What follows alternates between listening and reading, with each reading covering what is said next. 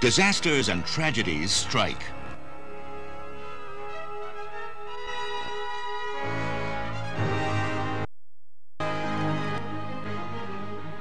And history then adds to them the salt and pepper of fiction. But when you recapture the moments as they were, you find the truth is stranger than fiction and stronger.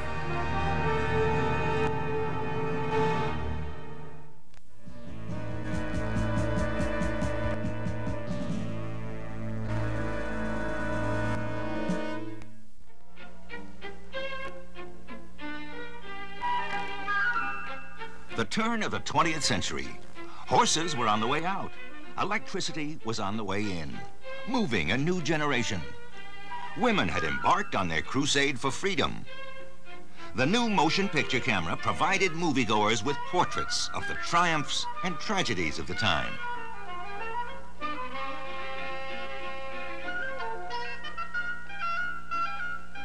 The big news in 1906 was bad news. The shock of the San Francisco earthquake was felt across the land. The tremors lasted for 24 hours. Water mains burst, streets buckled, gas pipes exploded. Then fire swept San Francisco for 48 hours. $500 million in property was lost, and 452 were dead. Hundreds more were missing. At first, the disaster brought fear. But if fear is contagious, then so is courage. And courage surged through San Francisco faster than the fires that had swept the city just hours before. San Francisco would soon be reborn. 50 years later, San Franciscans held a parade to celebrate the golden anniversary of their courageous ancestors who had suffered the shock of the 1906 earthquake and the terror, yet had the strength and will to regroup and rebuild the city. They chose an earthquake queen in 1956, and that may have made the gods a bit angry. You see, 1 year later, it happened again. The Great Quake of 1957. Not since 1906 had San Francisco felt such a treacherous rumble. Buildings were severely damaged, windows shattered, the fear of death in the air. But by the grace of God, the quake of '57 stopped short of the 1906 disaster. No lives were lost.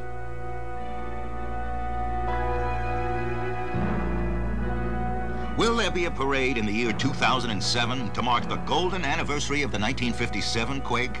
Don't bet on it. It might just make the gods angry once again. In the 1920s, the warm Florida sun welcomed a never-ending flow of visitors from the north. Florida was fun. Hotels, highways, and health resorts blossomed along the beaches. But in one day, September 18th, 1926, it was all wiped away by disaster, by the most devastating hurricane the nation had ever known.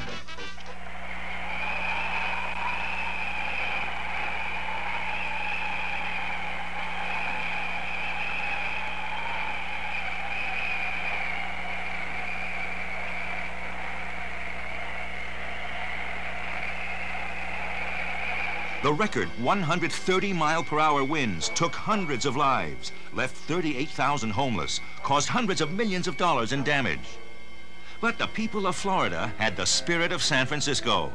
They learned their lessons well and rebuilt a paradise. In November 1933, the winds began to blow across America's Midwest.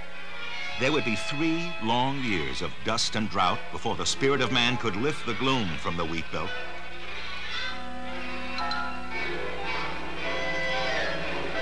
Thousands were left homeless, but not without a sense of humor.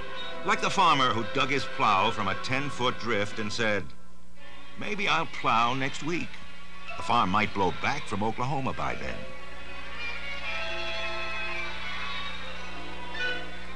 The grand opening of the Tacoma Washington Bridge made 1940 headlines, but nothing like those which would follow 3 months later. From opening day on, the bridge showed a pronounced roll. The locals nicknamed the structure Galloping Gertie because of its strange weaving motion in the Washington winds. The Tacoma Bridge was built largely as a defense measure. In 1940, threats of war echoed around the world. The bridge was built to safely connect Tacoma and Seattle to the Puget Sound Navy Yard. The bridge collapsed on November 7th, 1940. The winds built to 42 miles per hour that day. 2 men on the bridge at the time were able to abandon their vehicles and crawl to safety. A truck was caught on the span just as it began to go down. The man and woman in the truck escaped and crawled to safety as the truck disappeared below. Sadly, a Cocker Spaniel in one of the cars was lost, in spite of a heroic effort to save him. It was one of those things that just doesn't happen. A bridge falling apart in the wind?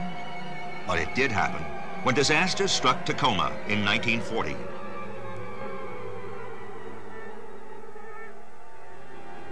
In 1929, the eruption of Mount Vesuvius in Italy sent a stream of boiling lava in the direction of Pompeii, the same city Vesuvius had completely destroyed 1,885 years earlier in one of history's most famous disasters. The 1929 eruption covered 4 towns and destroyed millions of dollars in crops in this rich agricultural district, world famous for its wines.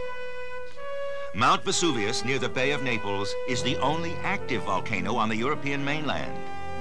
If you were one of those caught in the path of this 1929 disaster, you saw, coming at you, a lava front 650 feet wide, 23 feet high, moving at a speed of 1,500 feet per hour.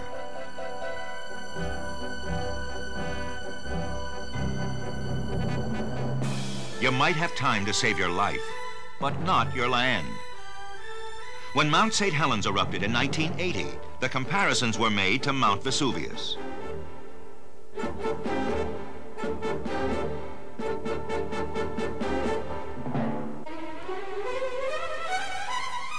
Mount St. Helens blew its top on May 18th, 1980.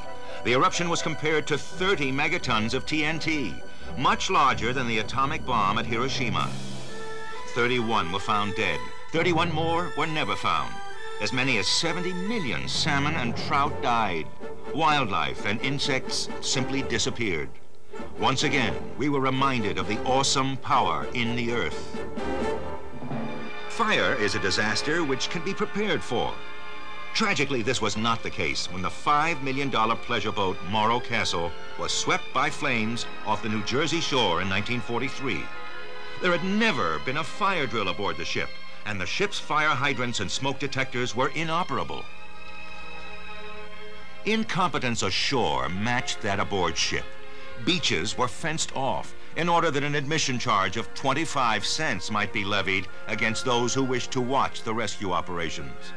Of 551 aboard the Morro Castle, 134 were lost. Fire brought fear and death to Boston's Coconut Grove nightclub in 1942. The club, jammed to capacity with 750 customers, became an inferno when an artificial palm went up in flames.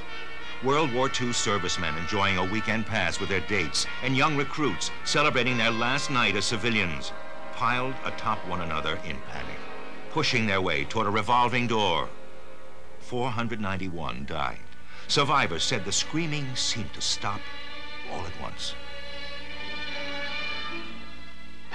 The circus performer makes the most of potential disaster. He even exaggerates it to increase the thrill he wants the audience to feel. But performers wanted no part of the terror that swept through a circus tent in Hartford, Connecticut in 1944.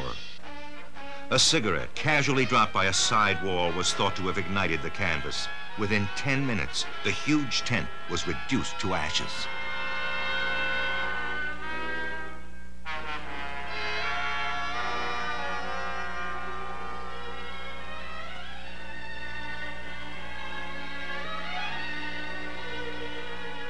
The big top fell in flaming folds on those trapped beneath. Scores of dead and wounded were pulled from the charred ruins. The final death count reached 200, the worst circus disaster in history.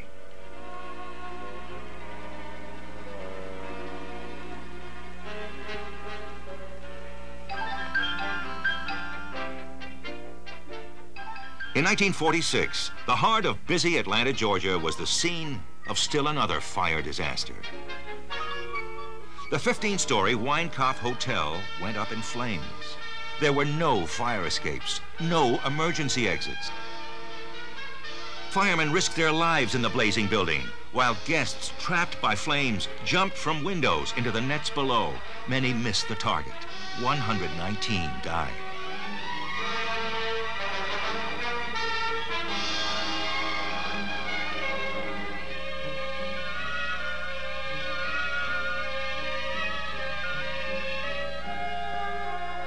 The cause of the blaze, probably carelessness, remains buried in the ashes. The 1980 MGM Grand Hotel fire in Las Vegas began in a kitchen and spread into the basement, destroying the telephone system and melting the controls for the fire alarms. Many guests found out about the disaster only from the commotion outside. They had no other warning before the smoke and flames reached them. It was the worst hotel disaster since the Weinkauf in Atlanta in 1946.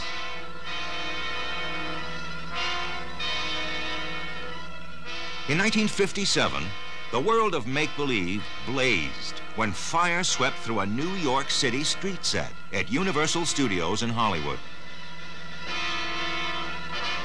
Fortunately, no motion pictures were in production in the immediate vicinity of the fire. No lives were lost, but damages were estimated at $500,000. Incredibly, another New York City street set went up in flames at Paramount in 1983.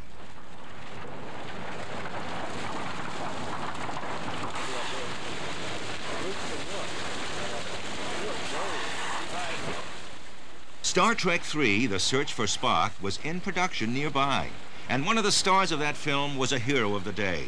William Shatner rushed over to help control the blaze. We were 30 seconds away from losing it, and we helped put it out here while they arrived.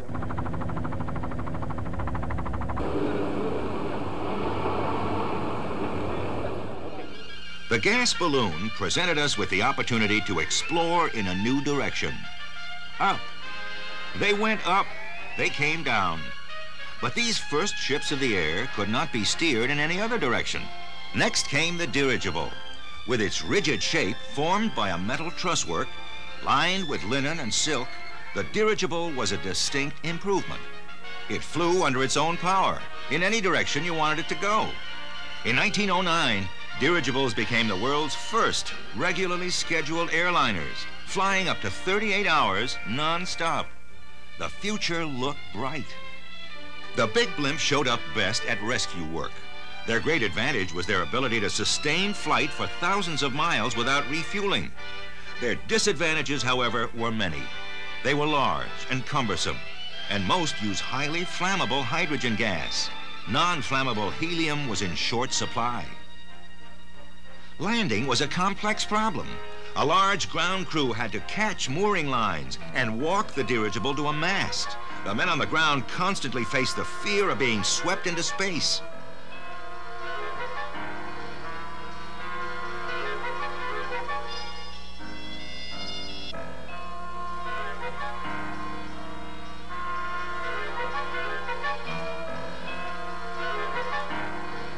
Finally, there was a problem of violent winds. This is the Shenandoah, flagship of the U.S. Navy Air Fleet in 1925. She was brought to Earth by a squall over Ohio. 14 died.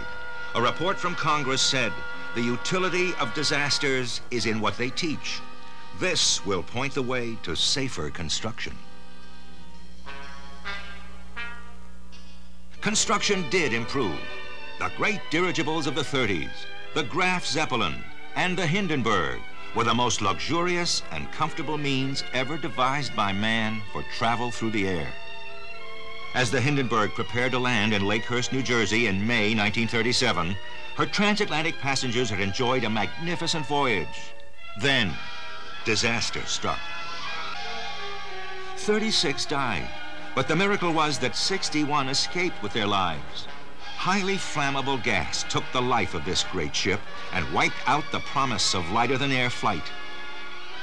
The dirigible was a victim of disaster.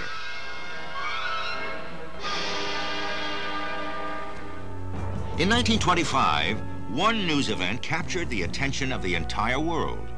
The story of Floyd Collins, trapped in a Kentucky cave. For 18 agonizing days, the world waited with hope. Then, the lifeless body of Floyd Collins was found, deep inside the cave. Floyd Collins had intended to promote as a tourist attraction. 3-year-old Kathy Fiscus fell into a well a quarter of a century later, and again the world waited with hope. The well was 120 feet deep. Kathy had fallen into the 14-inch wide metal casing that lined the abandoned shaft. Derricks, drills, bulldozers, and hundreds of volunteers dug continuously for 48 hours to reach the little girl.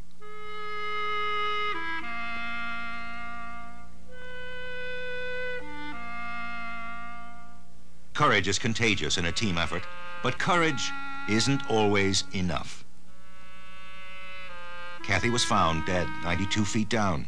She had succumbed not more than 2 hours after her fall. Men like speed merchant John Cobb of London court disaster.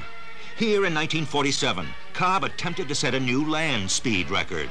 He wanted to become the first man to drive an automobile 400 miles per hour. John Cobb enjoyed living dangerously. For him, fear was laced with a strange excitement, the thrill of facing the unknown.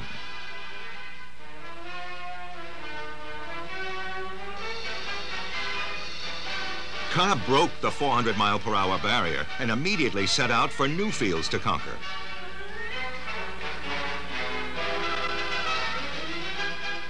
In 1952 at Loch Ness, Scotland, the Queen Mother and Mrs. Cobb looked on as 52-year-old John Cobb attempted a water speed mark.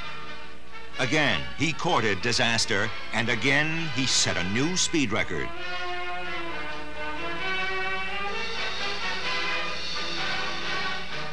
But this time, John Cobb lost his life. His jet-propelled hydroplane exploded and disintegrated.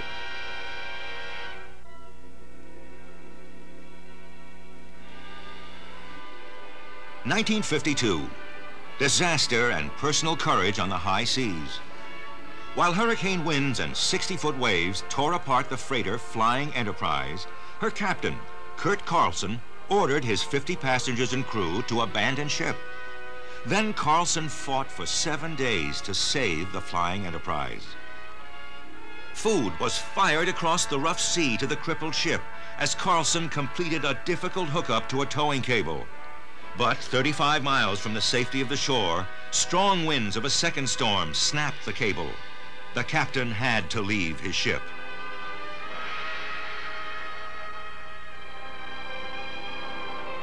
He returned to the United States and found that he had not been alone after all.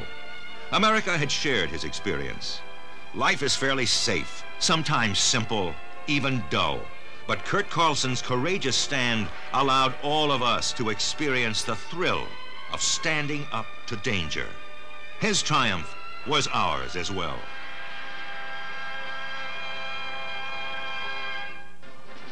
At Indianapolis in 1939, auto racing fans came to see their favorites, Floyd Roberts, the record-setting winner of the previous year, and the great Wilbur Shaw, two courageous champions whose courage came in part from experience. They had faced the fears of racing many times. It was all in a day's work. 170,000 fans looked for a new speed record as the drama unfolded at Indianapolis in 1939.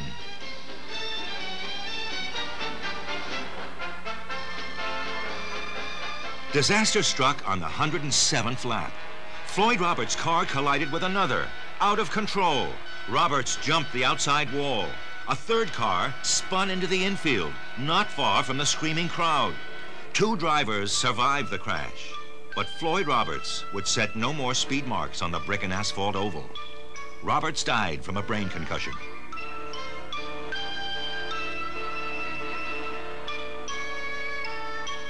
Wilbur Shaw won the 500 that year, but disaster slowed the pace. Floyd Roberts' speed record remained intact.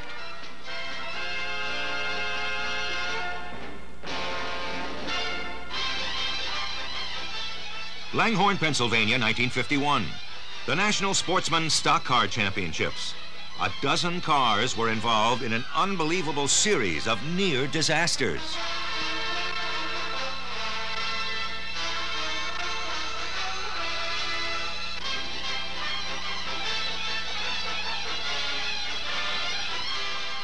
Incredibly, this was a day when the racing fraternity cheated death. Money helps these men to conquer fear. In fact, many will tell you they're just scared to death of a Sunday afternoon drive on the freeway.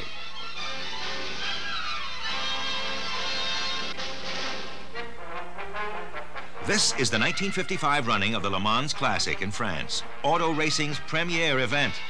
It is also the scene of racing's most tragic moment. Watch closely as an automobile becomes an unguided missile, hurtling into the crowd.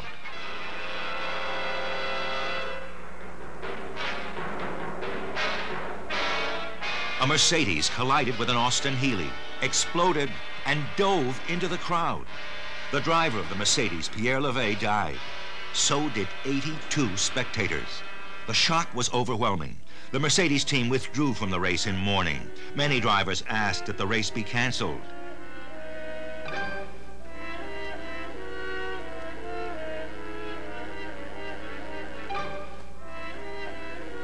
But the race went on in the name of sport, where disaster is sometimes the name of the game.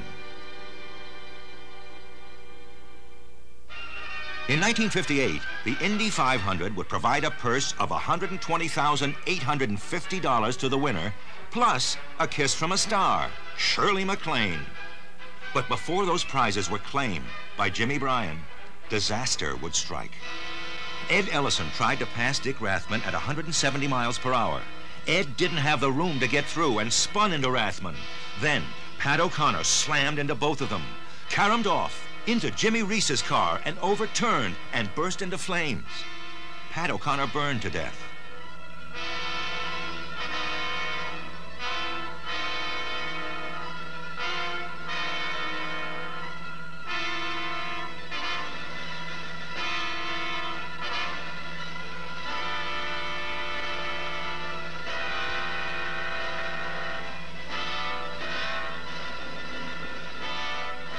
"15 cars were involved in the accident.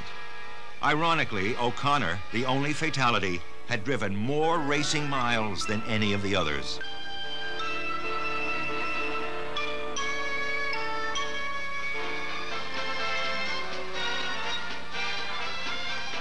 Jimmy Bryan won the money, a kiss from the missus, and another from movie star Shirley MacLaine.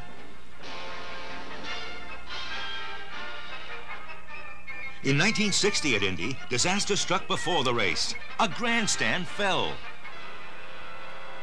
A makeshift 30-foot scaffold of aluminum and wood crashed to the ground, killing 2 and injuring 70 more. The stand was erected by an independent promoter who then sold the seats. The price was far too high.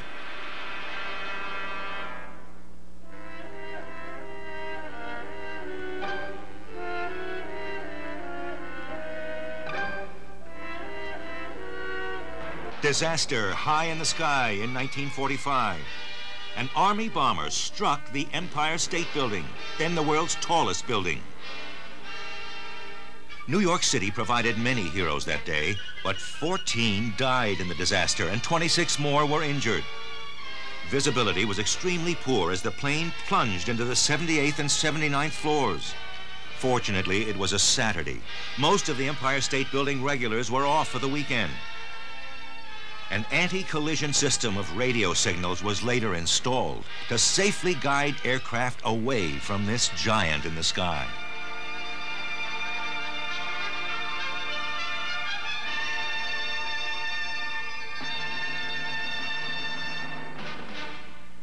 Disaster in a sub, under the sea, as frightening as anything can be.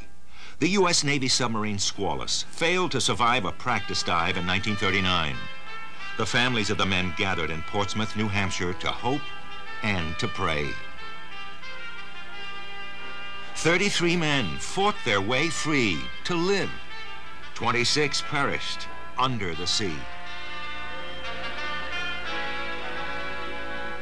The USS Scorpion, with 99 aboard, failed to arrive as scheduled at Norfolk, Virginia on the 27th of May, 1968. The sub had last reported in near the Azores. The nuclear attack submarine, USS Scorpion, SSN 589, has been reported overdue at Norfolk, and now units of the Atlantic Fleet have begun a search by submarine, surface ships, and aircraft. Okay, the submarine, you know, the Scorpion, any signs at all, anything you see in the water, debris, dye markers, anything you can see in the water that would give indication that something is there, and give us a call on ICS immediately. Howard, have your smokes ready, have the retro ready to go. Stay there as long as you think you can see something. Make sure you get a relief before you leave. The search was thorough but futile. A Navy research ship swept the ocean floor for 148 days. And then, near the Azores, the Scorpion was found at the bottom of the sea. The Andrea Doria, on its side in 1956. She had sheared the bow from the Stockholm after the two ships collided in a dense July fog off the coast of Nantucket. Mercy ships rushed to the Doria's aid.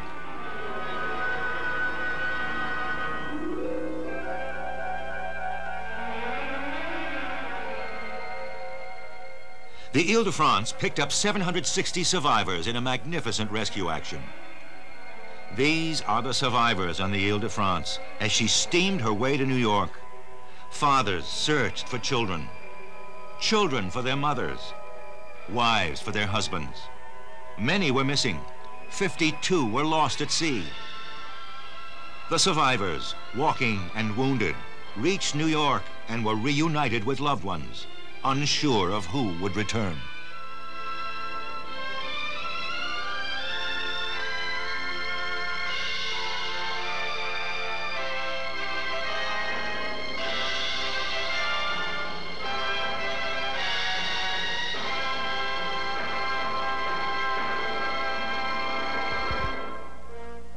The USS Forrestal disaster in 1967 took the lives of 134 men of the sea. Captain John Belling would never forget. Yesterday morning, we had launched one major strike against North Vietnam and had recovered the aircraft from it and were preparing to launch a second one. The launch was scheduled for 11 o'clock in the morning. At 10:52, the incident happened. We, at that time, were starting the aircraft for the second launch. The aircraft were on the flight deck in the aft or rear part of the ship, spotted, getting ready to be catapulted. They were all armed with bombs, rockets, and some of them carried external fuel tanks.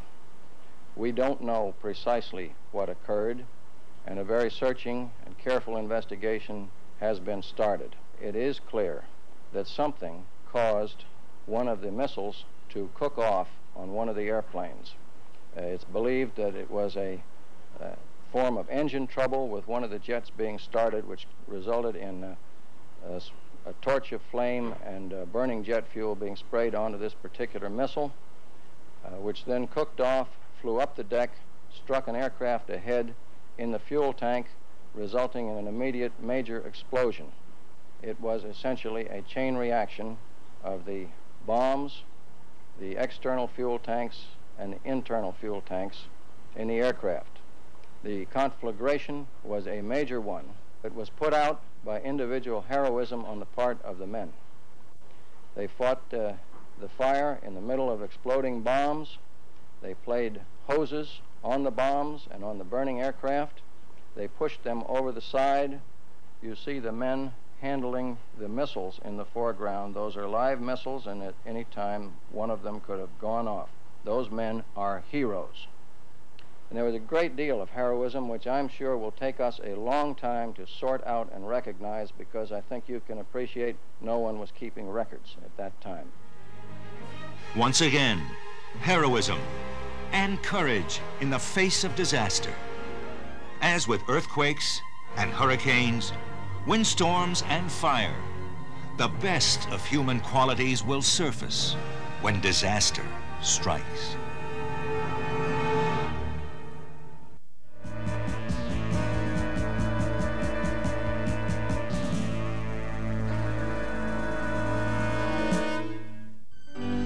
Mohandas Gandhi, a hero of the 20th century.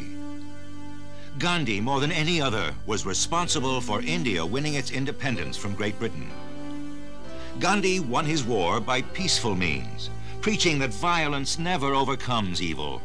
It only suppresses it for a moment until it returns with redoubled fury.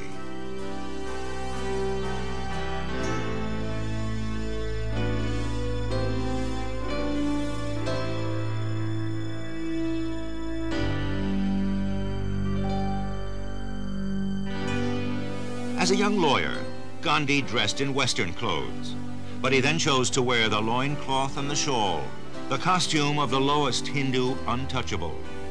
In these clothes, Gandhi became a symbol of protest around the world. He spent much of his life in prison for his civil disobedience. And then, when India finally became free, this gentle man, Mahatma Gandhi, was struck down by an assassin's bullet at the threshold of the Promised Land.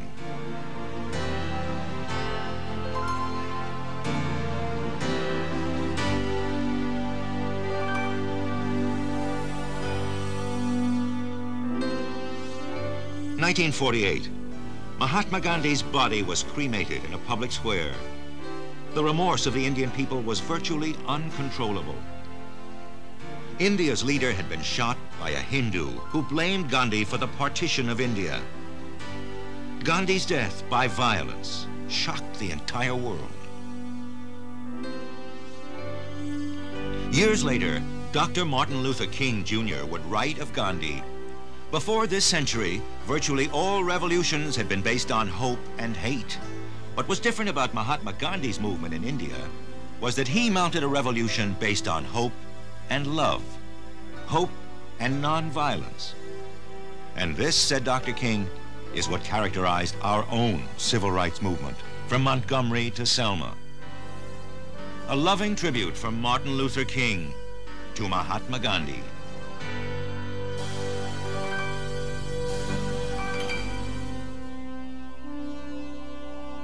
Martin Luther King led another revolution in the 1950s. And just as Gandhi had freed the people of India, Dr. King would peacefully free his people. I don't see the answer to our problem in riots. So my slogan is not burn, baby, burn. My slogan is build, baby, build. Organize, baby, organize. Learn, baby, learn, so that you can earn, baby, earn. That's my slogan.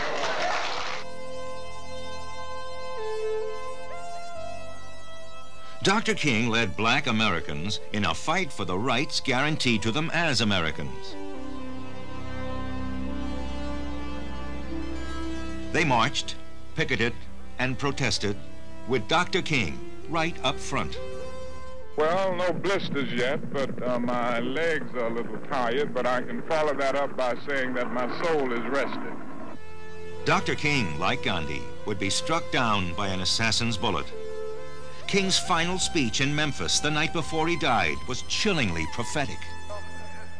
And I've seen the Promised Land. I may not get there with you, but I want you to know tonight that we as a people will get to the Promised Land.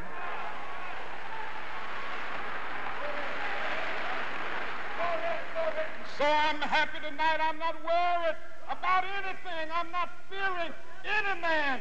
Mine eyes have seen the glory of the coming of the Lord. The assassin's bullet was just hours away. Martin Luther King had come to Memphis to give his support to the city's sanitation workers. It was not an event that would attract world attention, but like Gandhi, King cared more for people than headlines, and these were his people.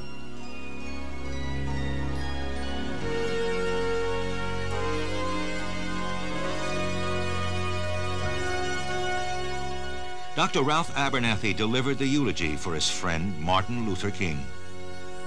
My dearest friend is now in the hands of the eternal God. We therefore commit his body to the ground. We give thanks to God who gave us a leader to heal the white man's sickness and the black man's slavery. We give thanks to God who gave us a peaceful warrior, who built an army and a movement that is mighty without missiles, able without an atomic arsenal, ready without rockets, real without bullets, an army tutored in living and loving and not in killing. We thank God for giving us a leader who was willing to die, but not willing to kill. Peace be to his ashes and rest to his soul.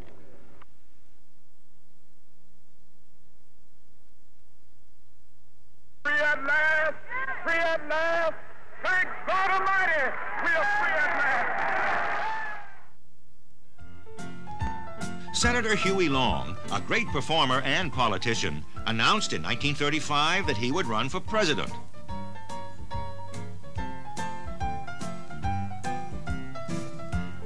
His theme song was "Every Man a King," which upset famed female band leader Ina Ray Hutton. What you want, Miss Hutton? Well, I have a girls' orchestra, and it's pretty well known from coast to coast.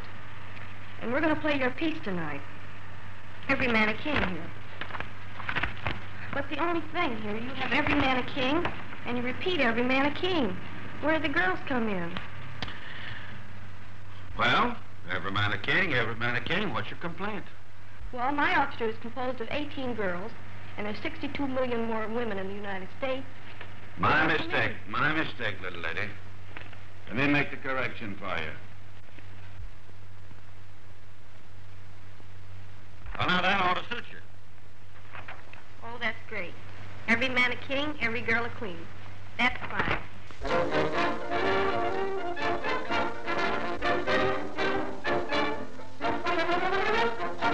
How's that, Mr. Senator? That's fine, but aren't you going to sing it, since we've changed that last line to mean every girl a queen? All right, I'll be glad to. Thank you.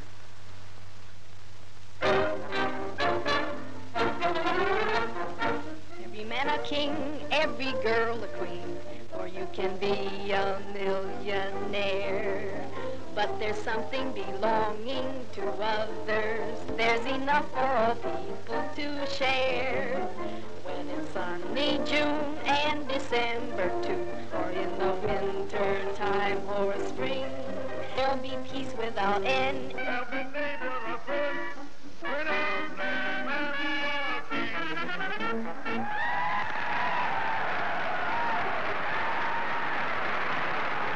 And the masses of America, 75 to 80 to 85% of the people not only give up their property year after year, but they go further and further and further into economic slavery to where the flesh and blood of the born and the unborn will never be able to raise the debt, let alone come back and rescue the property that they've lost from these depressions. This was Huey Long's funeral in Baton Rouge, Louisiana in 1935. The senator's supporters would never learn if Long could keep his campaign promise of a $2,500 per year guaranteed income.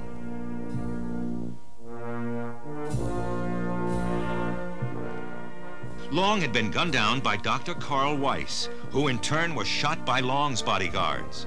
The campaign was interrupted permanently, as was the book Long had just begun to write. Its title, My First Days in the White House.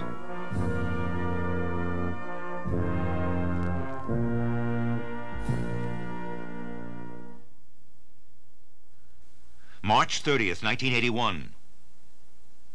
The attempt on the life of President Ronald Reagan.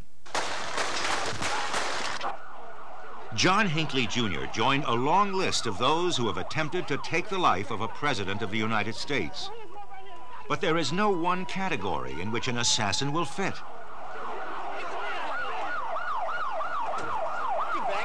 Get back. Oh, here's one right here. Got his shirt on. With his hands up. Get him out of his shirt. Abraham Lincoln was at the theater when he was shot by John Wilkes Booth, one of the best-known actors of his day.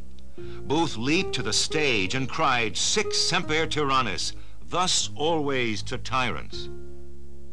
It was April 14th, 1865, just 5 days after the end of the Civil War. Lincoln died the following morning. As president, Lincoln had been bitterly criticized. After his assassination, even his enemies praised him. Lincoln's funeral found a nation grieving as if it had lost its father. The assassin, John Wilkes Booth, escaped to Virginia. Federal troops tracked him to a barn near Port Royal, where Booth was killed. 16 years later, President James Garfield saw a stranger step out of a crowd and fire 2 pistol shots at him.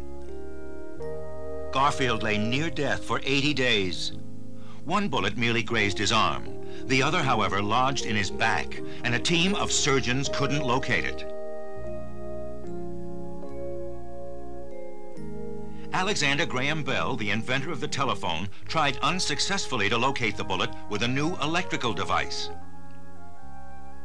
Garfield died on September 19th, 1881.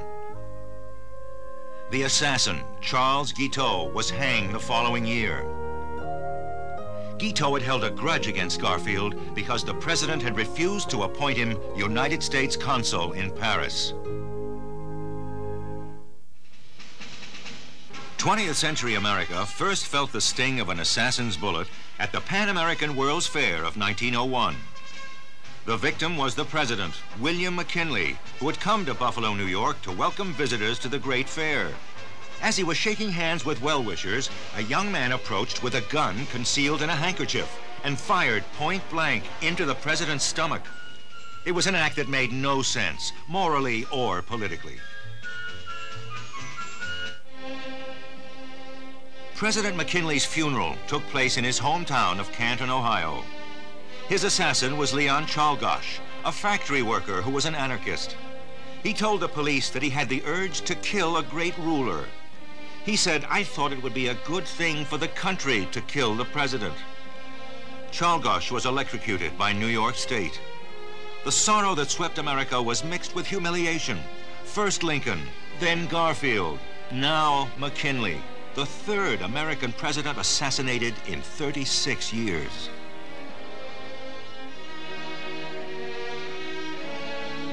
Theodore Roosevelt, McKinley's vice president, then came into power. He too would face the gun of a would-be assassin. Teddy Roosevelt served as president for 7 years, then retired in 1908 and returned to run again as an independent in 1912. In the midst of his 1912 campaign, Roosevelt was shot in the chest by John Schrank, a Milwaukee saloon keeper. Roosevelt refused to have the wound treated until he completed a scheduled speech, saying, "It may be the last speech I shall deliver, but I am going to deliver this one." Teddy survived the wound. John Schrank was placed in a hospital for the insane. He never explained his action.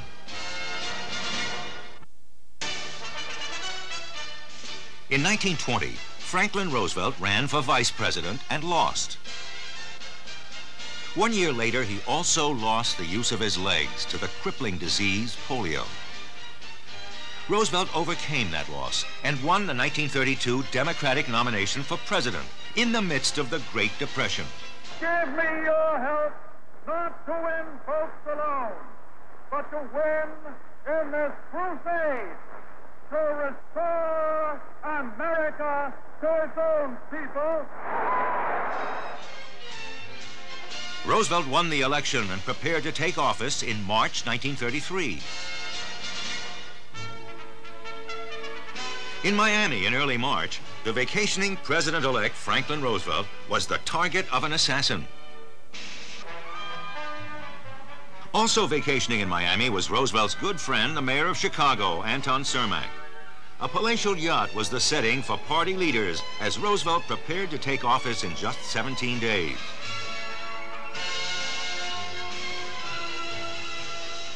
Crowds flocked to hear a speech by the president-elect. In the crowd was 33-year-old Joe Zangara, waiting with a bullet that would narrowly miss Roosevelt, but fatally wound the man at his side, Mayor Cermak. Zangara was a man crazed with pain from stomach ulcers. He had intended to kill President Hoover, but when he learned that the president-elect was in town, he decided he would do just as well. You'll get a chance tonight. You would shoot the president tonight? I can't shoot no more. If you give you a chance. I should give him a chance, I should again. Would you shoot me? You're the president. You won't shoot me? What will shoot you? You're a working man. You're working for Mr. Bragg. We'll let you go. Would you kill him now? Yeah, you let me go. Mayor Cermak died after a 19-day fight for his life. His body was returned to Chicago 2 days after the inauguration of President Roosevelt. A matter of inches caused the death of Cermak and allowed Roosevelt to become the 32nd President of the United States. No motive was disclosed at Zangara's trial, except that he hated all presidents. He pleaded guilty to the tragic killing and was executed on March 20th, 1933.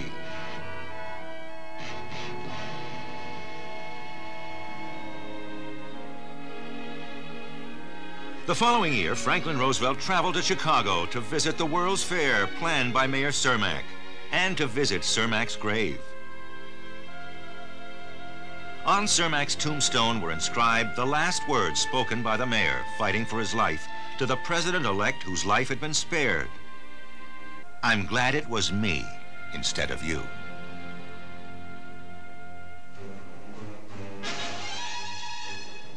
Puerto Rico, October 30th, 1950. Nationalist Party members revolted against the government. The Nationalists, bitter enemies of the United States in their campaign for Puerto Rican independence, saw their revolt crushed by government planes, tanks, and guns.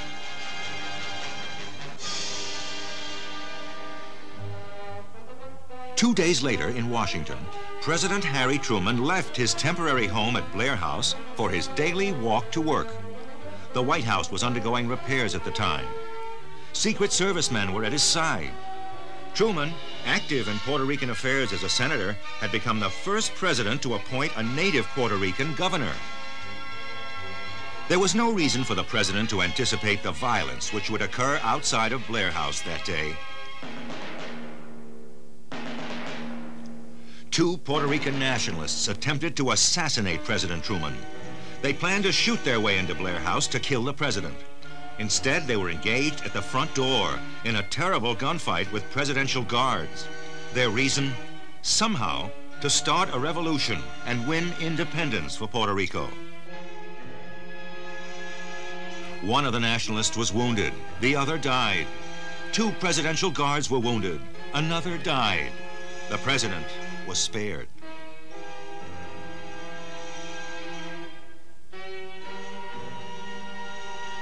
A letter linking the would-be assassin to Puerto Rican nationalists was found on the dead man. One of the men went by our post on the east end of the Blair House, and when he came within 10 feet of Officer Birdsell, he pulled his gun and started shooting at the officer. Officer Don Davidson and I immediately pulled our guns and started shooting towards this man. Davy, did you see this fella cross your booth? Yes, sir, Chief. How did he appear to you? Did he look like a radical or anything unusual about him? No, sir. He looked very nice to me. He was dressed good. He was taking his time, walking slowly. Just like the ordinary pedestrian that walks along the pavement in front of the Blair House. Yes, sir. President Truman attended the funeral of the slain guard, Leslie Coffelt. An hour after the assassination attempt, the president had gone back to regular business, apparently unshaken by the events of the day. In response to a query, he said, "A president has to expect these things."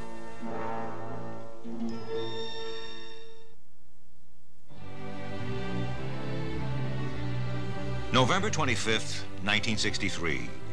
The funeral of the 35th President of the United States of America, John Fitzgerald Kennedy.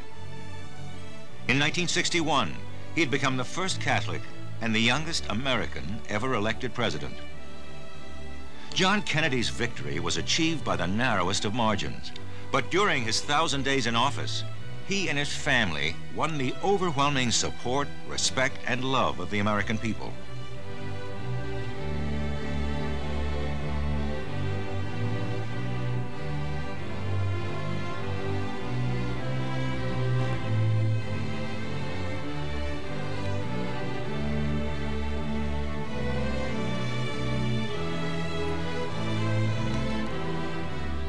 Once again, an assassin's bullet had cut down the president in the prime of his life and forever changed the lives of the family who loved him.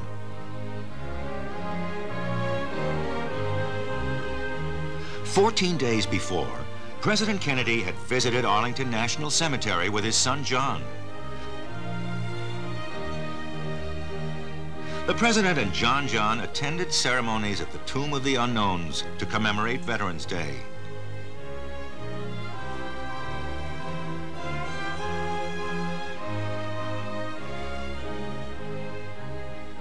John enjoyed the day, as did his father, the president.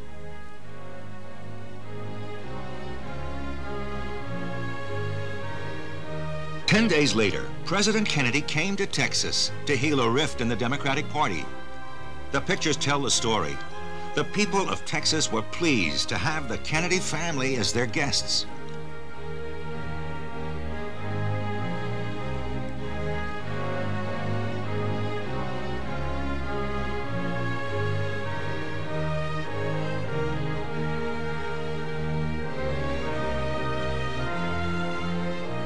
Mrs. Kennedy, as usual, stole the show, and the president couldn't have been more pleased.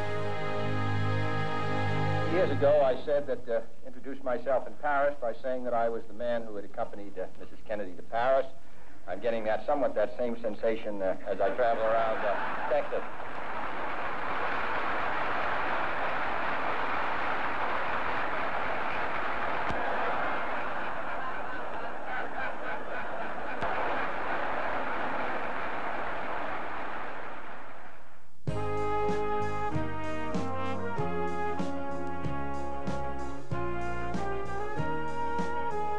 In Dallas, on November 22nd, 1963, it was the same story. What a day it started out to be.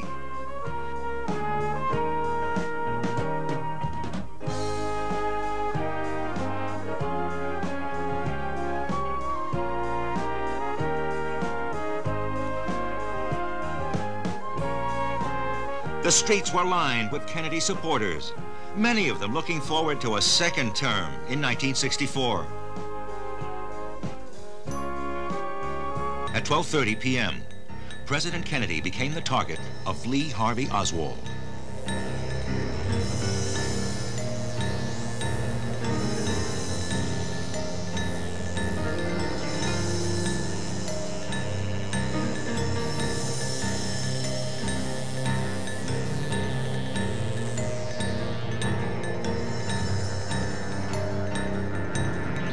The president was rushed to surgery, but died without regaining consciousness.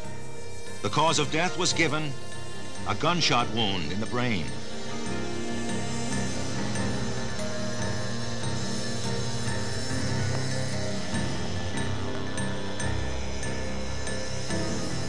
The shots came from a window of the Texas School Book Depository building, where the murder weapon was found.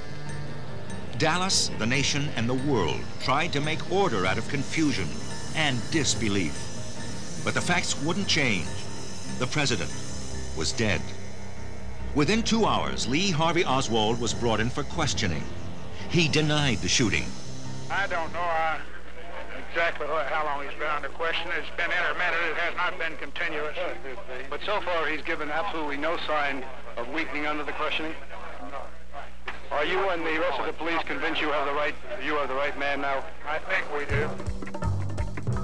Paraffin tests proved that Oswald had recently discharged a firearm. The following day, he was arraigned on charges of murdering President Kennedy. 4 months before, Oswald had taken part in a Fair Play for Cuba protest in New Orleans. You're a Marxist? Well, I have studied Marxist philosophy, yes, sir, and also other philosophers. But are you a Marxist? I think you did admit on an earlier radio interview that you consider yourself a Marxist. Well, I would very definitely say that I am a Marxist. That is correct. But that does not mean, however, that I'm a communist. What is the difference between the two? Well, there's a great deal of difference. Several American parties in several countries are based on Marxism, such as Ghana. Certain countries have characteristics of a socialist system, such as Great Britain with its socialized medicine. These, then, are the differences between an outright communist country and countries which adhere to leftist or Marxist principles. On November 24th, 1963, Oswald was being transferred from the city jail to the county jail. As Oswald had waited for the president, another assassin waited for him. Lee Harvey Oswald's assassin was Jack Ruby, a Dallas nightclub owner who had been a great admirer of the president. Like Oswald, Ruby, by taking a life, tampered with history.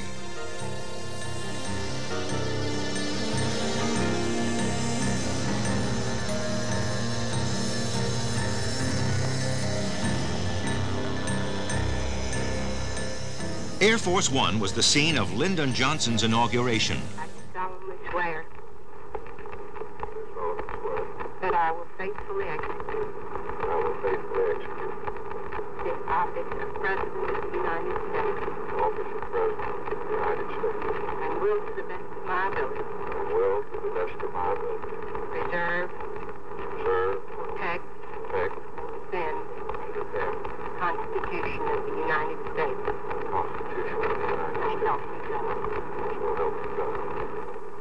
Over the years, questions about the assassination of President Kennedy have remained. Many felt that the Warren Commission did not come up with all the evidence.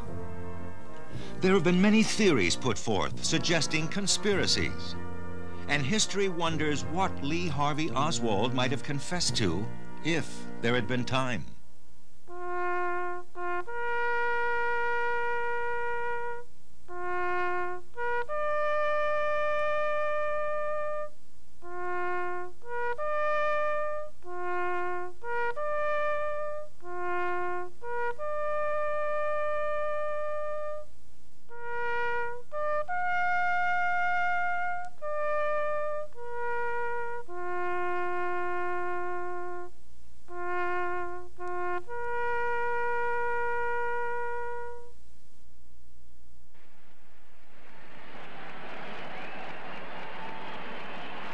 The following year, at the Democratic National Convention, Robert Kennedy said, "The nation must move forward," as he remembered his brother John.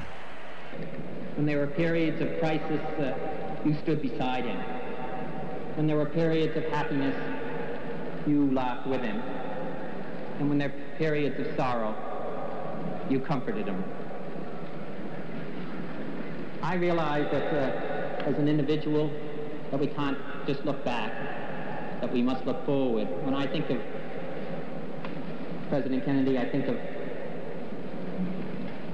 what Shakespeare said in Romeo and Juliet, when he shall die, take him and cut him out in little stars, and he shall make the face of heaven so fine that all the world will be in love with night and pay no worship to the garish sun.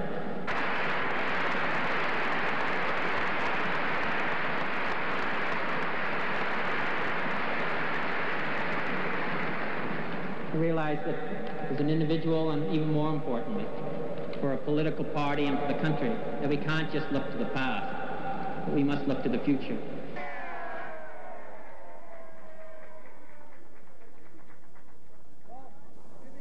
In 1964, Bobby Kennedy announced he would be a candidate for senator in the state of New York, a race he would win.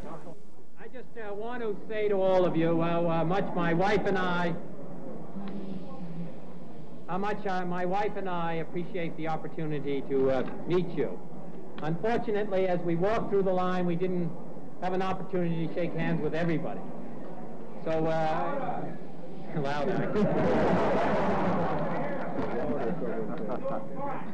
As the candidate, you got it as loud as I can go. Let me say this.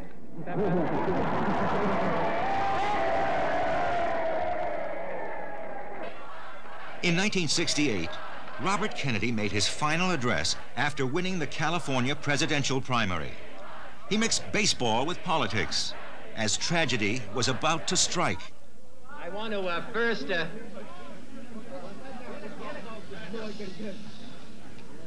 express my high regard to Don Drysdale.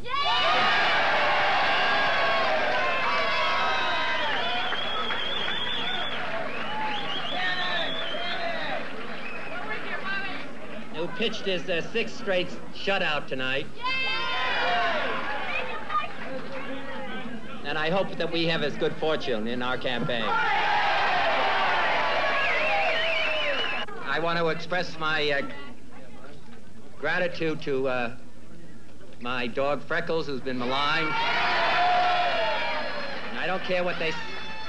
As Franklin Roosevelt said, I don't care what they say about me, but when they start to attack my dog. And I'm not doing this in the order of importance, but I also want to thank my wife, Ethel.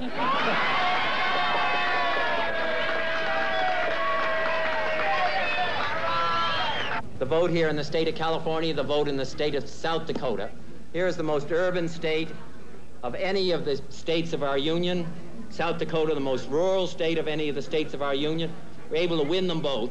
I think that we can end the divisions within the United States. My thanks to all of you, and now it's on to Chicago, and let's win there. Thank you. Robert Kennedy finished his speech and took a shortcut through a kitchen on his way to a press conference. His assassin, Sirhan, interrupted him with 3 bullets. Sirhan had written in his diary that Robert Kennedy had to die before the June 5th anniversary of the 1967 Arab-Israeli War. It was June 5th, 1968. Robert Kennedy's funeral, June 8th.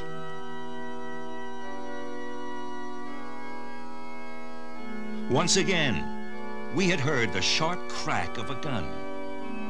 Once again, we would take the sad journey to Arlington National Cemetery. And once again, we would hear the voice of a brother choked with tears. We loved him as a brother, and as a father, and as a son. From his parents and from his older brothers and sisters, Joe and Kathleen and Jack, he received an inspiration which he passed on to all of us. He gave us strength in time of trouble, wisdom in time of uncertainty, and sharing in time of happiness. He will always be by our side. Love is not an easy feeling to put into words, nor is loyalty, or trust, or joy. But he was all of these. He loved life completely, and he lived it intensely. My brother need not be idealized.